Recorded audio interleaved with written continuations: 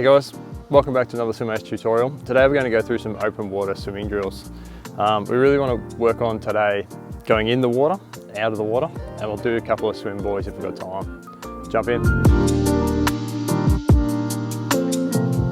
Alright, when we're starting a race and we're not too sure on where we're going into, we want to, before the race, make sure you walk through the water just to check that there's no obstacles that you could be diving in on top of. So walk out into the water, scan around, and make sure you know your line before you jump in. We don't want to see any rocks or potholes or anything like that we're going to dive on top of. Check the water. Okay, once we've determined the line that you've picked is safe and free from obstacles, what you need to do is work out if you're going to do a run-in entry or a shallow water dive. Now, I cannot stress this enough. If you've never done a dive into water before, you need to start by practicing a simple push-off and then gradually work your way up into a dive. Keep an eye out in future videos as I will go into more detail about how to progress into a dive.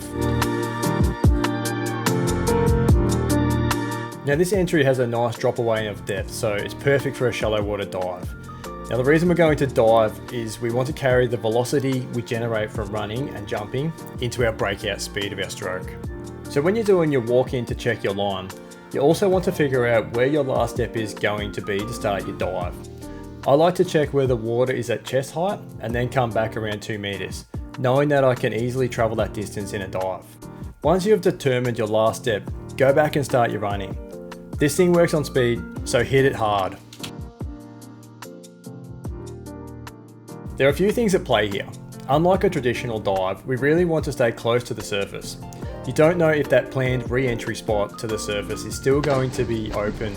Being a race, there could be a swimmer now in the way. Protect your breakout line and stay close to the surface. Try and keep your hands close to the surface, and with practice, try to use the bottom part of your legs from your knee to your toes as a counterbalance. Keep that part of your legs high as your hands enter the water, and then use that to kick down and push that last little bit of speed into your dive. Make sure your hands stay nice and high. Being an open water race here, it is heavily important to pull your chin back into your neck as you hit the water to make sure your goggles are not going to fall off. It's important to remember we don't want to dip your head down when you do this, as this will force your head down and cause you to do a deep dive. Once you hit the surface, we want to aggressively hit the first handful of strokes with a high turnover and a very hard kicking rate. At this point here, you will be traveling faster than any part of the race, so it's important to maintain that speed for as long as possible. Similar to the start of the race, it's very important to check the water coming out. One of the common things you see is people standing up way too early and having to either do an awkward shuffle or attempt a porpoise dive. A huge limiter in triathlon is running in a wetsuit, as it's so restricting on your legs when you start running. So determine if your exit is going to be a porpoise, a run, or a swim until your fingers touch the bottom and just jump up and run. Today, with a decent drop off, it means that we're going to practice a pop up and run. So literally, as it sounds, as soon as your hands touch the bottom, you want to pop up and start running.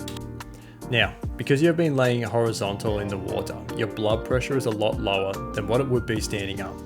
So you really need to build your kick up in the final stages of the race to anticipate needing to run. If you don't kick leading into an exit, you will find yourself feeling dizzy when you stand up. Okay, let's have a quick look at some swim buoy turns. Please stay tuned as I will do another video fully dedicated to buoy turns as there's so much to go through. Today we have set up a tow float around 20 meters from shore, and what we are looking for is carrying speed in and out of the buoy. Try to make sure that when you get to the buoy, you want to lead with your arm closest to that buoy. Accelerate with the opposite hand so that you can get a quick directional look. Being a short distance from shore is a great training idea, as you can now practice the technical components involved in race starts into turning buoys into swim exits.